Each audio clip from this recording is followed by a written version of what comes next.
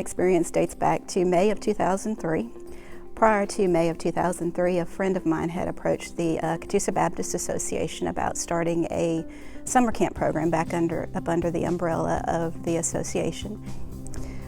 The camp itself was, I don't know how many years ago that it was under the Catoosa Association, but they quit doing it because they lost a lot of money, and it just sat there for a long time. The association missionary is housed there on the grounds of Camp Scott Patterson, but the Y eventually approached them and they rented the grounds out. The friend of mine actually was there several times doing some work on some of the cabins and noticed several things going on as far as kids jumping up and down on air conditioning units and just things that she's like, they're just really not taking care of the grounds. We really need to get this back under the association. They finally broke down and said, yeah, that we'll do this again, but you're going to need help. And she says, okay, I've got somebody in mind, which was me. She approached me about it, and it took a lot of thought on my part, and we took several trips around the grounds, seeing what needed to be done, repairs needed, and different types of activities that we might be able to do. We had our first summer camp program in the summer of 2001. Turned out really great. Summer of 2002 was a great one as well, but we kind of ended on a little bad note with bad experience with one of the committee members who really wasn't giving us the support we needed. Therefore, the friend of mine decided not to return the third year, and I too honestly was thinking the same thing.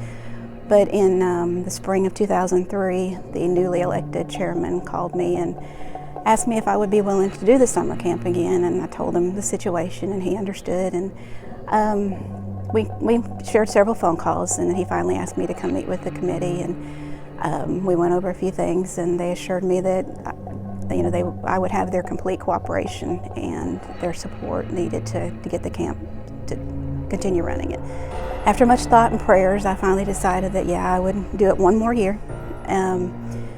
And in May of 2003, I started preparing the camp, and as everyone knows, people don't leave things like they found them, so a lot of cleaning had to be done, and somebody had unloaded a bunch of stackable chairs in the area that they didn't belong, so I was loading them up on my truck and carrying them over to the correct building, and with pretty much every chair I loaded and unloaded, I probably got angry or madder at myself for agreeing to do it and asking God, why in the world did I decide to do this? And out of the blue, a little red truck pulls up. An elderly man gets out of the car and walks up to me and wants to know who, operates the camp. And I explained to him that I would be doing the summer camp this year. And he gave me some history. He apparently, as a young teen, attended the camp years and years ago. Told me some stories, and talked about how back in that day, the swimming pool didn't exist, so they had to go across the street to a pond to swim. And after a few stories, he looked me in the eyes and tears started welling up in his eyes, and he said, I was heading down a wrong path at that point in time, and without this camp, I honestly don't know where my life would be at this moment. So it's kind of like a splash in the face from God,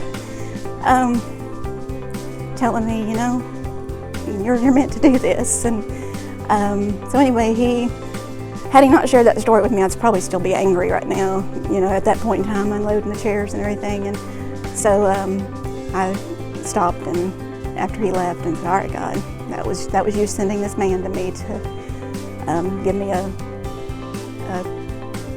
clue as to why I'm doing this. So, and it's still going strong today. Matter of fact, many of our own from New Heights have worked there. The Page kids, Jonathan was the director that followed me. Jennifer, his sister, she was assistant director and a counselor. And Justin Page, he worked there as a counselor, and I believe even Daniel Hamby was there.